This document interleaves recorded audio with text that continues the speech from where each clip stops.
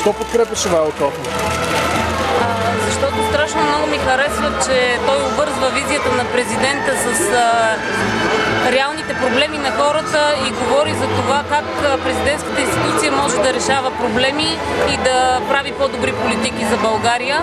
Защо аз като представител на местното самоуправление припознавам Ивайло Калфин за мой президент причината е за това, което той говори за преференциалното бюджетиране на отдалечените от големите градове общини.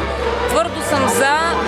Тук в нашата община и в нашата област Пазарджик има също такива общини, които са отдалечени, които имат много проблеми и за мен това преференциално бюджетиране трябва да бъде наложено като държавна политика. Искам да кажа и още един основен проблем, който виждам, че той е отразил като проблем на населените места.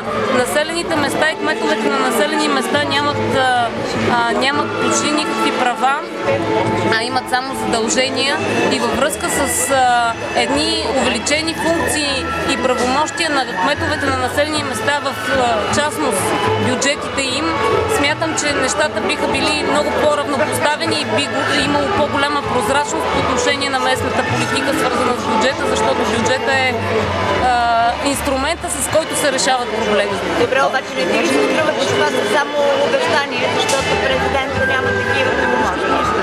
Президента наистина няма такива правомощия, но той може да бъде една фигура, когато в Народното събрание се предлагат съответните закони, той може да предложи да наложи вето, ако закона не е добър и съответно да предложи по-добри алтернативни решения да залегнат в закона. Така че смятам, че това е начинът да се влияе на законодателната инициатива, нещата да се случват по-добре.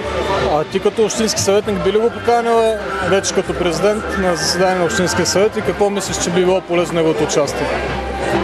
За мен участието на всички институции е важно да бъде и да участват в заседанието на Общински съвет, както на граждани, както и на всички институции, защото самата държавна машина не работи ли еднакво хомогенно с местните структури,